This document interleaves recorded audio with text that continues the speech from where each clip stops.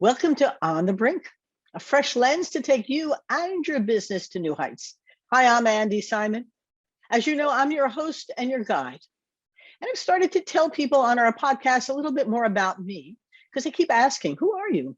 So I'm a corporate anthropologist, and I've specialized for most of my career in helping organizations and the people inside them change. Now, you must recognize that people hate change. Your brains would just as soon go away. But the podcast came about after my book, On the Brink, was published and won an award. And my second book just won an award as well, Rethink, Smashing the Myths of Women in Business. And I'm honored to be able to share with you my insights into how people can change, and particularly how corporate cultures must change. So today's guest is a very special woman. I can't wait to share her with you. Rohini Anand, I met through the Women Business Collaborative, where I'm a member, and she as well. I read her new book. The book is called Leading Global Diversity, Equity, and Inclusion, a guide for systemic change in multinational organizations. I can't tell, that's it. Yes, mine's on my iPad. I can't show it as easily. I'm so glad you had a copy. Why wouldn't you? But Rohini has a wonderful perspective. I'm going to tell you a little bit about her and then let her tell you about her own journey. But remember, our job is to help you see, feel, and think in some new ways so you can do something. And the questions around diversity, equity, and inclusion are profound. I cannot tell you how many CEOs have said to me, it took me 3 months to hire some people to diversify my culture. They only lasted 3 months. And I said, okay, we have a bigger question here about what is your culture and why should people belong to it? And humans want to belong. So here's Rohini's background. She's a strategic diversity, equity, and inclusion expert, highly sought after board member, a published author, and esteemed speaker. She's recognized as a pioneer in DE&I, diversity, equity, and inclusion, and has been on the forefront of leading business through lasting change for corporations, nonprofit organizations, and government agencies worldwide. She was previously Senior Vice President, Corporate Responsibility, and Global Chief Diversity Officer for Sodexo. And under her leadership, the Sodexo brand became synonymous with leadership in diversity, corporate responsibility, and wellness. And I have a hunch she's going to tell you a little bit about her journey. But I'm excited because both in her book and in her work, she's actually making things happen. And for all of you who are wondering, how do you make DE&I happen? You need to listen carefully because there's this, it's happening. And now the question is, how can we share it so you can do it as well? Rohini, thank you for joining me today. Thank you. I'm delighted to be with you, Andi, and looking forward to the conversation. Let's begin. Who is Rohini? What's been your journey? Share it with the listeners. They love the stories. Yeah, so Andi, as you know, anyone involved in diversity, equity, and inclusion work, this work is very personal for them. And my story is integral to who I am. I actually grew up in Mumbai, India, and growing up in India, almost everyone sort of looked like me. It's a country with a lot of diversity, many socioeconomic classes, religions, ethnicities, languages, etc. I belong to the majority religion, Hinduism, and surrounded by others like me, I had the privilege of not having to think about my identity. So I moved to the United States as a teenager and went to graduate school. And that really was my inflection point in my both literal and metaphorical journey. And I have to say that my identity shifted from being a person who saw herself as a center of her world to being a foreigner, to being an immigrant, to being a minority. And I was totally unprepared for that. So it was only when I was identified as a minority did I realize the privileges that came with being part of a majority. I was part of the majority growing up in India, but I had not recognized my privilege in that way. And honestly, I was unable to until I was perceived as a minority and I experienced things differently. So the realization that identity is situational, is fluid, informed the research that I did for my PhD and still informs my work. So I would say that this vocation is very personal to me, understanding what it means to be perceived as a minority, as an outsider, is very much at the heart of diversity, equity, and inclusion work. And I'm fortunate that my vocation and my avocation are perfectly aligned. So it's a little bit about my journey to the work that I do today. And, I continue to do this work. You're right, I worked for Sodexo for 18 years. and rewired from Sodexo in 2020, just before COVID hit, used the time to write my book. And since then, I've been doing book talks, strategic coaching and advising, and I'm on several boards, but I continue to do this work that's so meaningful to me because it is part of who I am. Well, being who you are, when you were at Sodexo, I have a hunch you explored, created, learned a great deal about the challenges of building a diverse culture, particularly a global one. Is that a good place for us to start to talk about the learnings that went on there? Because it was very profound. You went from India. I've been to India. It's quite a complicated place. And coming here, discovering the culture had a different attitude, different values, and everything about you being here was different. And somehow you had to find a way of belonging, and humans want to belong. Some of the insights that came from the Sodexo experience would be really helpful, I think, to our listeners. Yeah, so Andi, when I joined Sodexo, there was a fairly serious lawsuit, and I didn't quite understand or really recognize the seriousness of that lawsuit till about 6 months after I was hired, when it was certified as a class action lawsuit and settled for over $80 million. It was a lawsuit, promotion discrimination lawsuit filed by African Americans in the company. And I share that because, what I say in the book and the journey really was from class action to best in class. So that was the sort of situation that I stepped into.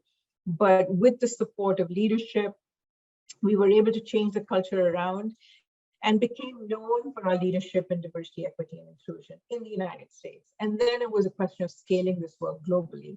So what I found was that doing this global DI work is very complex. It's very dynamic. It's very complex. There's no checklist. There's no playbook. I don't even think any best practices are adequate. But there were these 5 principles that showed up each time when I did the work that are absolutely critical, and they provide a through line.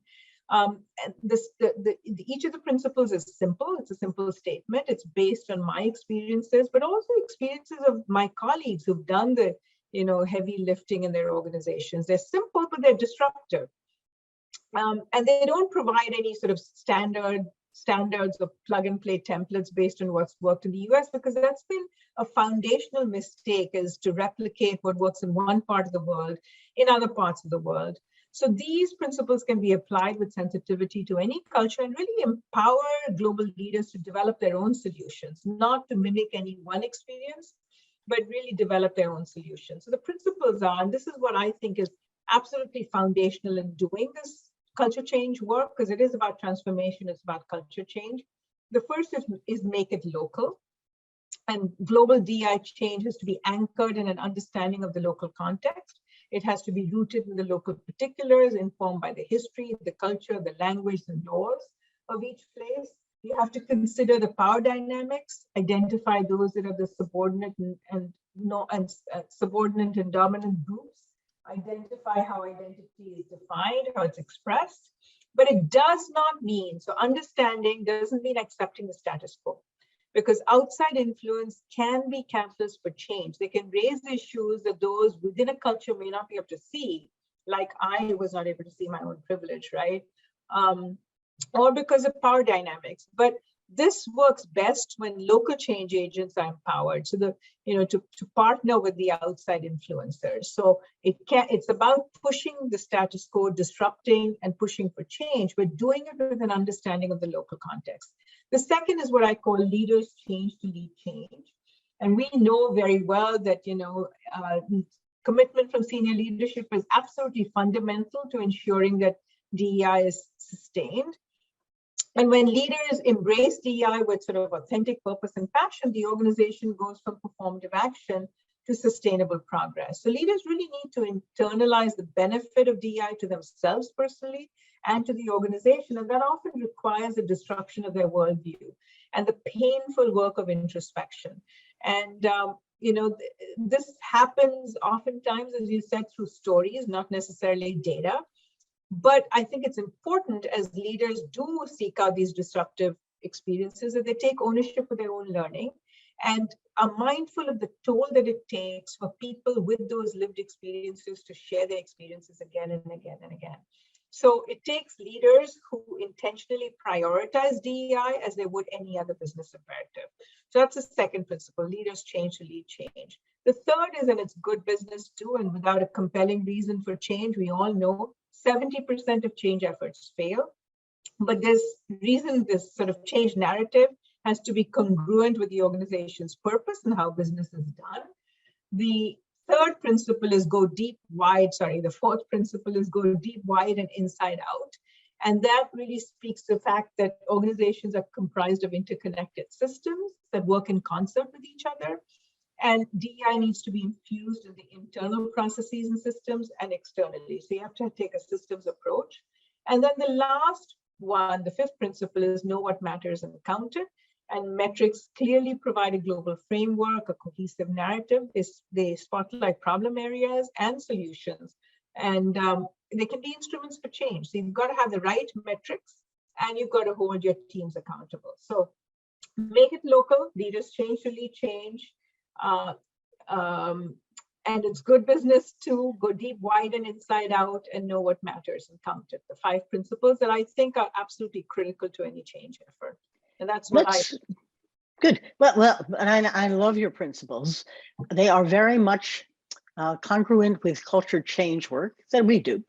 But there are some things I'd like to dig a little deeper into, because the leader changing the way they see diversity and equity and inclusion are essential. They're the leader. The question is, how do you get them to change? Remember, we live the story in our minds. If we don't collaborate with our mind does exactly what it thinks you want it to do. And so the research on the mind is so compelling. Now the question is, how do we get leaders to change that story so that the diverse isn't the outsider who you're bringing in sort of gratuitously. The outsider is essential to the growth of the organization, and how we now build a culture where we value that diversity as opposed to want to eliminate it or control it or put it into certain. I mean, the thing that always worries me, having been an executive in 2 banks, is that you tend to bring in the diversity and put them into buckets where they belong. And they were sort of a stereotype of what kind of jobs they should hold and where those people should be. And that by itself wasn't diversity or equity or inclusion. It was a different way of building a mosaic, which wasn't particularly good. Share with us. I'm particularly interested in, how do I start with a leader? Because I think that's where we have to start. No, you're absolutely right. We do have to start. Let me just share 2 quick stories. So, one story is about a particular leader who mentored a woman from, who was part of the organization, and she managed high security facilities. And after mentoring her, he came to me and he said, if you had presented me with 2 candidates, a male and a female, and asked me to hire the best qualified candidate for a high security facility, I would have chosen the man, because you need an aggressive, assertive leadership style. It's a dangerous environment. I would never have chosen the woman. But he says, after having mentored this woman who's extremely effective, she has a different leadership style, and she's very effective. She gets the outcomes. He says, I will never let that unconscious bias impact my talent decisions again. So I think that's the story of, basically providing leaders with disruptive experiences that help to shake their worldview, provide them a different perspective, expose them to people who are not necessarily like themselves, in this case, a woman with a different leadership style, so that they can actually do this work of introspection and emerge in a way that really shifts their, their perspective, their thinking, their worldview. We don't know what we don't know. So this leader was able to kind of internalize that experience. The other story that I have is a leader who was had listened to all these stories about the business case about diversity, equity, and inclusion, was not buying. I had some Sodexo specific data, but he was not necessarily convinced. He got involved in a cross-company mentoring program along with other CEOs. He wanted to network with other CEOs, and this was networking on the topic of diversity. And he mentored a woman from a different organization, developed a trusting relationship with her. She got laid off. And she had discussed and shared with him her lived experiences being marginalized, being discriminated against, being the only woman on the executive team. And he listened with sort of this newfound interest. And he came to me and he said that, I just cannot believe that women have these kinds of experiences in the workplace. She was the only woman in her executive team. And he said, this is unacceptable. I want all 12 of my direct reports to mentor a woman from a different part of the organization. So they did, the leader asked them and they did. And of the 12 women that were mentored / sponsored, because it wasn't just mentoring, these were senior executives who actually sponsored these women, 9 out of the 12 got senior positions either as country heads or heads of large pieces of business. Now, again, it took the lived experiences of this woman that it came close to home. He had developed a relationship with her. It came close to home. He listened to her, and it was her lived experiences that helped to shift his perspective. So I think storytelling and lived experiences can be very beneficial, but I will caution that it is very tiring for those that have experienced these lived experiences to share them again and again and again. And we have to really maximize the impact of those lived experiences, but also leaders have to take responsibility for their own learning at the end of the day. So I think those are sort of 2 stories. I have one more if you have time, I can share one. Oh, I love, you see, I'm a storyteller. And I think that what you capture in the story are the words that you said that the leaders have to change their leadership. The question is, okay, how do I do that? And the experiential learning is where we learn best. You can't learn from a book and you can't learn from listening to me. What is it you really mean? How does that really feel? Another story. Yeah, so this story is actually a CEO, previous CEO at Sodexo. And, globally, as you know, most companies focus on gender just because race, ethnicity translates very differently in different parts of the world. It doesn't translate in many parts of the world. And this was a French man. In France, the word race was actually struck from the French Constitution in 2018 for historical reasons. So he when we started talking about ethnicity and race, he said to me, why are you diluting the focus on gender by bringing in all these other strands of diversity? Because race doesn't translate in France. It doesn't translate in many parts of Europe. And he was right, it didn't. So I realized that I needed to expand his worldview. And to do that, I invited him to an employee resource group meeting by the African American Employee Resource Group in the United States. He attended that meeting, one of maybe 2 French men who were at that meeting, one of the only white men at the meeting. He listened to the lived experiences, particularly of the Black men, Black leaders in that meeting. And it was very moving because now he knew these people. Again, these stories came close to home. He listened to the experiences outside and within the organization. So that listening to the lived experiences combined with his experience of being a minority was very disruptive for him. Yeah. And he went on after the murder of George Floyd to send this really heartfelt message to the organization, something he wouldn't have done under normal circumstances. And in succession planning meetings and talent review discussions, yes, you cannot gather data about people's race and ethnicity in Europe, but no one stops you from asking the questions. So when individuals would say, well, we have diversity, we have Belgians and we have folks from the Netherlands and from Switzerland and Austria and Germany, the question would be, that's wonderful. And how many of them are Black people? Yes. So he was able to ask those questions. That was, again, it was a very disruptive experience for him. And what's wonderful is many of these leaders have gone on to other organizations and have taken this passion, this connection, this learning that they've had and become allies and sort of started to bring about that culture change in the other organizations that they've been to. So, well, you're I'm alluding to something very important, 2 things, and I want to talk about them, but people are copycats and they need to see others, you can call them role models, but unless somebody who they can admire is doing something differently, they would just as soon move away from it, hijack it, and not be the solo solitary leader there. So building that base is important, please. Yeah, if I can just add to that, you're absolutely right, Andi. And when we talk about this notion of belonging, we often say, it's an employee's sense of belonging to the culture, to an organization. But there's another dimension of belonging, and that dimension of belonging is the need for a leader or an organization to belong to an elite group of companies that are committed to DEI. Yes. So I want to identify with other companies that are seen as, diversity elite companies. I want to be part of that group. Yes. So there's this desire to belong, as you said, to other organizations that are seen as having credibility.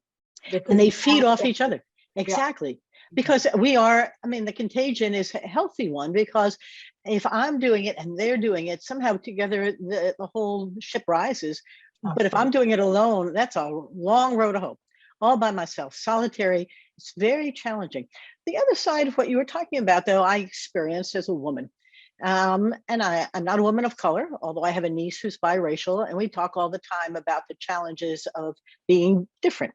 Mm-hmm. And I was executive in a bank, and I'd go to a board meeting, and there were 49 men, a nun, and me. I didn't say anything. And for many years, I was the sole woman on any executive team. And the challenge for a woman in that story is how to navigate what role to play. We're role players. I often think of life as theater.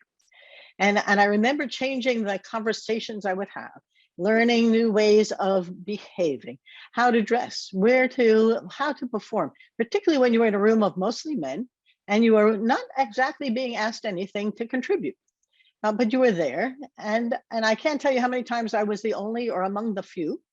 And I do think it's changing, and I'm glad of that. I can date myself. But the other thing is, how do you advise or counsel those who are now being brought in to diversify?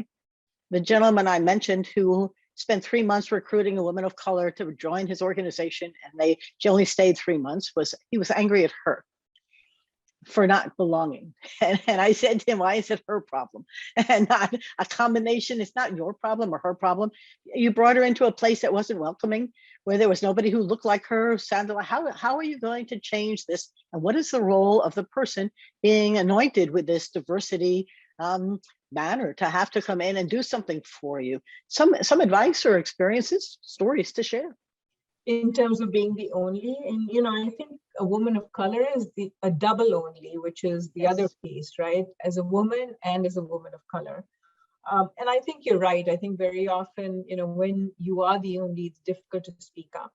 I do think that what helps a lot is if you can get allies and male allies, within the room. So having the conversations outside to find out who can be your ally, who can amplify your voice, who can say when you're talked over, that I think that Rohini just shared a great example. Who can say that, we haven't heard from Rohini yet, perhaps we should, hear what she has to contribute. Those kinds of allies, I think, are really important. It's sort of a double-edged sword, because in a sense, and usually the allies are the ones who have the power, the ones who are the dominant group are white males. So in a sense, we're asking white males to validate us as women or women of color. So that's sort of one side. Forgive me for laughing, but you're right. And the other side of it is, in some senses, you're using their power to upend their power. Yes. So there's two sort of sides to this, and I think it has to be used strategically so that, but I think allies is one piece. I think the other piece of advice that I would give is, just be true to who you are. You have to be authentic. I think imitating someone else's leadership style or a male style does not work, because it does you disservice. And it's just, so I think being authentic is absolutely critical. And I think the third piece is, before you join an organization, do your research, because an organization that is not welcoming of someone who looks like you doesn't deserve you. So do your research and, walk away. There are other options that you have, particularly today with, the talent shortages. So I think that organizations will have to change in order to, provide a welcoming environment. I mean, I have millennial daughters, and I know numerous times, and they've walked away from organizations because they didn't see someone like themselves, and they didn't think that it was a female-friendly organization. So I think, Yep. Well, I, as I'm listening to you, it's not a bad time to think about wrapping up, because you and I could talk for a long time about this, and I know you can with great expertise. I think that the times, they are changing, and I'd like our listeners, I don't know, to walk away from Rohini's talk with 2 or 3 things that you think they should focus on. You have your principles. I like them. I love the fact that we're talking about how to make them actionable. Principles are principles, but what do you actually do if you don't do it local? But what would be the top 2 or 3 things that they should remember? Because I want them to do something when they leave. So I think the one piece is that change really happens at the intersection of people and processes, and you have to impact both. So I would encourage on the personal level to see how you can be an ally for others, regardless of who they are in the organization. And then I would say, look to how you can dismantle those processes that have, that are tenacious, but have advantaged some and have created disadvantages for others. So work both at the people and the process piece. And then I think this, power of storytelling is amazing. Even in terms of bringing along allies, I think it's really important. But I think use that stories with discretion, because of the toll it takes on those that have lived experiences. But work at the intersection of people and processes would be my one big takeaway. And where can they find both you and your book if they'd like to reach you? Thank you so much. So my website is www.rohinianand.com. And my book, Leading Global Diversity, Equity, and Inclusion, is available on Amazon and all of the other major outlets, as well as you can order it through my website. So. It's a great book. It's great to read it. I want to add one last thought to our listeners. If you don't know Judith Glaser's work on conversational intelligence, go take a look at it. Judith was an organizational anthropologist who passed away a couple of years ago. But she, doing the neuroscience work, said something very profound. If you say I, the brain, it gets full of cortisol and flies away from it. It becomes a battleground. It's a threat.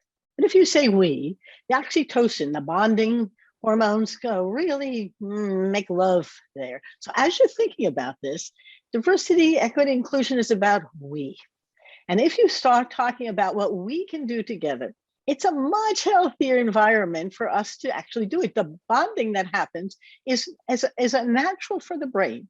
And so don't underestimate the power of the body to respond to the way you're talking. And the conversations that we're having today are around how do we build a better world where people are part of a larger organization that can all together rise and do better together because they care about each other. And I can't tell you what a pleasure it's been to have you here today. Thank you, Rohini. Thank you, Andi. This is wonderful. So I'll wrap up for my listeners and my viewers. My audience is terrific. You've put us in the top 5% of podcasts globally. Thank you so much. And you send me great people to interview, which I just enjoy tremendously. And my job is to help you see, feel, and think in new ways, to do something that you hate to do, embrace change. These are changing times. Please open up and try and do it with great joy. Bye-bye now. Have a great day. Thank you. Bye-bye. Thanks.